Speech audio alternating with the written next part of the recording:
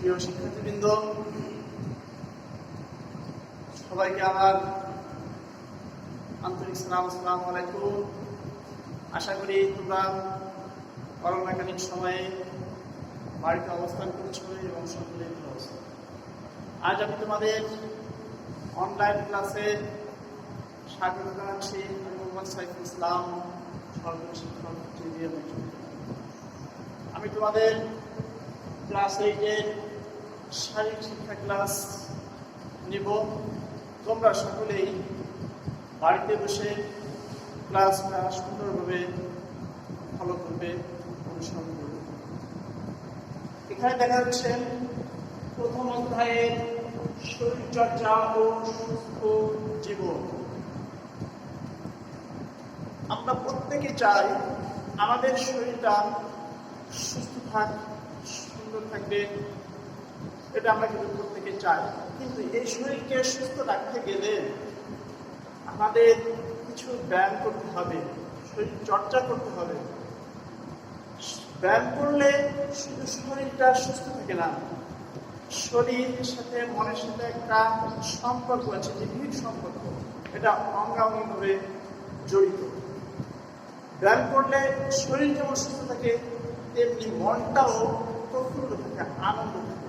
তাহলে আমরা কাজে কর্মে, লেখা পড়ায়, খাবার দাবারে সব কিছুতে মনোযোগ দিতে পারব। এছাড়া আমাদের শরীরে বিভিন্ন অঙ্গ প্রত্যঙ্গ আছে। এই অঙ্গ প্রত্যঙ্গগুলো যত বেশি নড়াচড়া করা হবে, তত বেশি আমাদের রক্ত চলাচল করবে, আমরা নিরোগ থাকবো, সুস্থ থাকবো, সুন্দর জীবনযাপন করতে পারবো। তাহলে আজকে আমি তোমাদের প্রথম পাঠে, পাঠ 1, শারীরিক সুস্থতায় ব্যায়ামের প্রভাব নিয়ে আলোচনা করব। শারীরিক সুস্থতায় ব্যায়ামের প্রভাব কি? শরীর ও মন একে অপরের সাথে যেমন অঙ্গাঙ্গিভাবে জড়িত, তেমনি এই ব্যায়াম করলে শরীর ও মন উভয়টাই সুস্থ সুন্দর থাকে। যত বেশি ব্যায়াম করা হবে, তত বেশি আমাদের শরীরের রক্ত চলাচল করবে, বিভিন্ন অঙ্গ প্রত্যঙ্গ নড়াচড়া করবে। এই জন্য এই অঙ্গ প্রত্যঙ্গগুলো সুঠাম হবে, সাবলীল হবে, বলিষ্ঠ হবে, রক্ত চলাচল বেড়ে যাবে, আমরা নিরোগ থাকতে পারবো। সেজন্য আমরা যদি অতিরিক্ত ব্যায়াম করি, তাহলে কিন্তু আমাদের শরীরটা আবার অবসাদগ্রস্ত হয়ে পড়বে। এই জন্য আমাদের শরীরে ক্লান্তি আসবে, অবসাদগ্রস্ত হয়ে পড়বে, আমাদের কিন্তু বিশ্রামেরও প্রয়োজন হবে। আমাদের নিয়ম মেনে চলে আমাদের এই ব্যায়ামগুলো করতে হবে। কখন কিভাবে ব্যায়াম করতে হবে আমি তোমাদের একটু পরে সেটা পর্যায়ক্রমে জানিয়ে দিব। কিভাবে তোমাদের ব্যায়াম করতে হবে, সরঞ্জাম সহ ব্যায়াম আছে, সরঞ্জাম বিহীন ব্যায়াম আছে, বিভিন্ন ধরনের ব্যায়াম আছে, এইগুলো আমরা করব। তাহলে আমাদের শরীরটাকে সুস্থ রাখতে হলে ব্যায়ামের কোনো বিকল্প নাই। তাহলে আমরা দেখি কিভাবে আমরা ব্যায়াম করতে পারি। সরঞ্জাম সহ ব্যায়াম আছে, সরঞ্জাম বিহীন ব্যায়াম আছে। তোমরা দেখো পার্ট 2-তে সরঞ্জাম বিহীন ব্যায়াম। সরঞ্জাম বিহীন ব্যায়ামটা কি? সরঞ্জাম একটা হচ্ছে বললাম যে সরঞ্জাম সহ ব্যায়াম, মানে বিভিন্ন উপকরণ নিয়ে আমরা যে ব্যায়াম করে থাকি সেগুলো হচ্ছে সরঞ্জাম সহ ব্যায়াম। আর একটা হচ্ছে সরঞ্জাম বিহীন ব্যায়াম, বিভিন্ন উপকরণ ছাড়া, বিভিন্ন ধরনের যেসব যন্ত্রপাতি সে ব্যায়াম করার, এইগুলো ছাড়া যে ব্যায়ামগুলো আমরা করে থাকি সেটা হচ্ছে সরঞ্জামবিহীন ব্যায়াম। যেমন সরঞ্জামবিহীন ব্যায়ামের প্রথমে আছে স্পিড এক্সারসাইজ। স্পিড এক্সারসাইজটা কি? স্পিড মানে কি? গতি। আমাদের দ্রুত চলার জন্য যে গতিতে আমরা চলি সেটাকে বলা হয় স্পিড। এই স্পিড এক্সারসাইজ করতে গেলে, শরীরে গতি আনতে গেলে আমাদের প্রথমে ওয়ার্ম আপ করতে হবে, আস্তে আস্তে দৌড়াইতে হবে। 25 মিটার গেলাম, আবার 25 মিটার আস্তে আস্তে দৌড়াই আসলাম। এই আস্তে আস্তে দৌড়ালে কি হবে? শরীরটাকে আমার গরম হবে, ওয়ার্ম হবে। আমাদের যে কোনো খেলাধুলা করার আগে, দৌড়াদৌড়ি করার আগে আমাদের বলে যে ওয়ার্ম আপ করে নাও। এই ওয়ার্ম আপ, এই শরীরটাকে গরম করা। এইভাবে আস্তে আস্তে আমরা যখন শরীরটাকে গরম করতে পারবো, তখন আমরা স্পিড দেব। মনে করো প্রথমে স্পিড আমরা একটা 25 মিটার, একটা 25 মিটার যাব।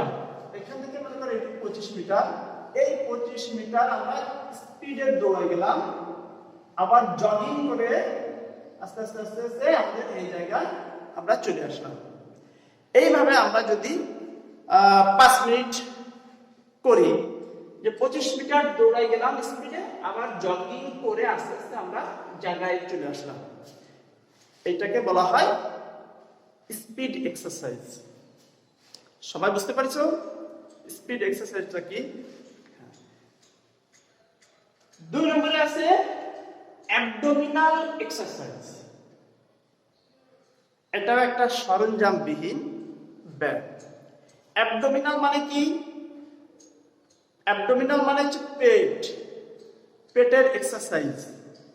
দেখবা তোমরা অনেকেই দেখবা যে বয়স বাড়ার সাথে সাথে বা অল্প বয়সী ছেলে মেয়েদেরও অনেক সময় চর্বি হয়ে যায়, পেটে পেট বড় হয়ে যায়, মোটা হয়ে যায়। এরা কিন্তু দৌড়াদৌড়ি করতে পারে না, ভালো খেলাধুলাও করতে পারে না, সব সময় একটা অশান্তি থাকে। এই অ্যাবডোমিনাল এক্সারসাইজ করলে আমাদের যে মোটা পেট হয়ে যাবে, সেই পেটটাকে আমরা চিকন রাখতে পারবো, পেটে কোনো চর্বি জমে না। তাহলে এই অ্যাবডোমিনাল এক্সারসাইজ কিভাবে করা যায়? যেমন sit up. Sit up, sit up এক্সারসাইজটা কি? আমরা শরীরকে সোজা রেখে চিত হয়ে শুয়ে পড়তে হবে। আমি তোমাদের একটা ছবি দেখাচ্ছি, এই যে চিত হয়ে প্রথমে সম্পূর্ণ শুয়ে পড়তে হবে। শুয়ে পড়ে তোমরা মাথার তলায় এরকম হাত দিবে, এই দিয়ে পা সোজা করে উঠতে হবে, উঠে বসে পড়তে হবে। আবার এই সুন্দর করে ছবিটা দেখা যাচ্ছে, প্রথমে শুয়ে এই দিকে বসছে, ঠিক আছে? এইভাবে আমরা প্রথমে হয়তো একটা বা দুইটা দেব, দেওয়ার পর আমাদের প্রথমে কষ্ট হবে, কিন্তু এটাকে আমরা যদি প্রতিনিয়ত করতে পারি, তাহলে দেখবা আমাদের সহজে আমরা 10 থেকে 12টা পর্যন্ত দিয়ে দিতে পারতেছি। এটাকে আমাদের ভরা পেটে করা যাবে না, আবার একবার খালি পেটেও করা যাবে না। খাওয়ার অন্তত 1.5 থেকে 2 ঘন্টা পরে আমাদের এই এক্সারসাইজটা করতে হবে। যদি আমরা ভরা পেটে করি বা খালি পেটে করি, তাহলে আমাদের কিন্তু বিভিন্ন ধরনের সমস্যা পেটে দেখা দিতে পারে, বমি বমি ভাব আসতে পারে, হ্যাঁ, পেটে ব্যথা হতে পারে। এই জন্য আমরা কখনোই এটা ভরা পেটে অথবা একেবারে খালি পেটে করব না। তারপরে দেখা যাচ্ছে, দেখা যাচ্ছে হাঁটু ভেঙে সিট আপ। এইটা আবার আচ্ছা, এখন 2 নম্বরে আছে, দেখো 6 নম্বরে হাঁটু ভেঙে সিট আপ। এটা কি? হাঁটু ভেঙে আমরা একটা চিত্র দেখি। হাঁটু ভেঙে সিট আপ আমরা যেভাবেই শুয়েছিলাম, হাত মাথার তলে দিয়ে 2 হাত দিয়ে এটা হাতটা ঠিক ভেঙে দিতে হবে, এইভাবে উঠতে হবে, আবার শুয়ে পড়তে হবে। হাঁটুটা কখনো সোজা করা যাবে না। এটাকে বলা হয় হাঁটু ভেঙে সিট আপ। এটাও অ্যাবডোমিনাল এক্সারসাইজ, তল পেটে লাগবে এটা, ঠিক আছে? তারপরে আছে কি? 2 পা শূন্যে উঁচু করে রাখা। আমরা চিত হয়ে আবার ওই একইভাবে শুবো, শুয়ে 2 পা সুন্দর করে উঁচু করে দেব। এই 2 পা উঁচু করতে হবে অন্তত ফ্লোর থেকে 8 ইঞ্চি উপরে।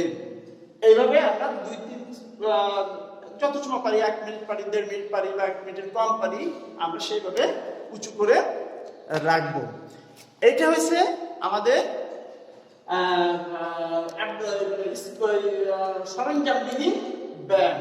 আরেকটা আছে সরঞ্জামবিহীন ব্যায়াম, পুশ আপ। এই কটা আমরা হাত এবং পা সুন্দর করে ফ্লোরে রাখবো, পেট বুক এটা শূন্য 5 থেকে 8 ইঞ্চি উপরে থাকবে। এইভাবে আমরা বারে বার পুশ আপ দেব। পুশ আপ দিলে কি হবে? হাতের মাসেল শক্ত হবে, শক্তিশালী হবে, বলিষ্ঠ হবে। এটাও আমাদের সুন্দর একটা ব্যায়াম। তাহলে তোমরা এখন বুঝতে পারছো সরঞ্জামবিহীন ব্যায়াম কোনগুলো। আমরা আরো অনেক ধরনের ব্যায়াম আছে সরঞ্জাম ছাড়া এই ব্যায়ামগুলো আমরা করতে পারি। ঠিক আছে, তোমরা এইগুলো বাড়িতে কিন্তু বারেবার প্র্যাকটিস করবে। বারেবার প্র্যাকটিস করা ছাড়া কিন্তু এগুলো আদৌ সম্ভব না, একদিনে সম্ভব হবে না। আস্তে আস্তে আস্তে আস্তে আজকাল এরকম প্রতিদিন করতে করতে একটু একটু করতে করতে এগুলো সুন্দর হবে। আচ্ছা, আরেকটা দেখা যাচ্ছে পার্ট 3, হ্যান্ড স্ট্যান্ড ও হেড স্ট্যান্ড। আসলে এই দুটা ব্যায়াম একটু কঠিন। এটা মোর অ্যান্ড মোর প্র্যাকটিস ছাড়া কিন্তু এইটা সম্ভব নয়। এটাও সরঞ্জাম সহ করা যাবে, সরঞ্জাম বিহীনও করা যাবে। হ্যান্ড স্ট্যান্ড হচ্ছে আমরা হাত দিয়ে ভর করি। একটা ছবি দেখো, হাতের পরে ভর রেখে এই যে প্রথমে 1 নম্বরে পজিশন দিয়েছে, 2 নম্বরে পা উঁচু করেছে, 3 নম্বরে পা সোজা করে রাখছে। এটি হচ্ছে কি হ্যান্ড স্ট্যান্ড বলা হয়। আর হেড স্ট্যান্ডটা কি? হেড স্ট্যান্ডটাও অনুরূপ ব্যায়াম। যেমন প্রথমে 1 নম্বরে একটা পজিশন দিয়েছে, দেখো 2 নম্বরে একটু পা উঁচু করেছে, 3 নম্বরে পুরো পা উঁচু, মাথাটা মাটিতে। এটিকে বলে হয় হেড স্ট্যান্ড। তাহলে সুপ্রিয় শিক্ষার্থীবৃন্দ, আজ তোমাদের এই পর্যন্তই থাকবে। তো তোমাদের বাড়িতে আমি যে কাজগুলো দিব তোমরা সেগুলো কিন্তু সুন্দর করে অনুশীলন করবে। যেমন প্রথমে আছে দৈনন্দিন জীবনে সরঞ্জামবিহীন ব্যায়ামের প্রয়োজনীয়তাটা কি, এটা তোমরা ভালো করে রপ্ত করবে। ঠিক আছে, তারপরে স্পিড এক্সারসাইজটা কাকে বলে এটা জানতে হবে। আর সরঞ্জাম সহ কি কি ব্যায়াম আছে এবং সরঞ্জামবিহীন কি কি ব্যায়াম আছে এটাও তোমরা অনুশীলন করবে বাড়িতে। এটা আমি পরবর্তী ক্লাসে তোমাদের আরো একটু ভালো করে বুঝাই দেবো। তাহলে তোমরা সকলে ভালো থাকো, সুস্থ থাকো। আল্লাহ হাফেজ।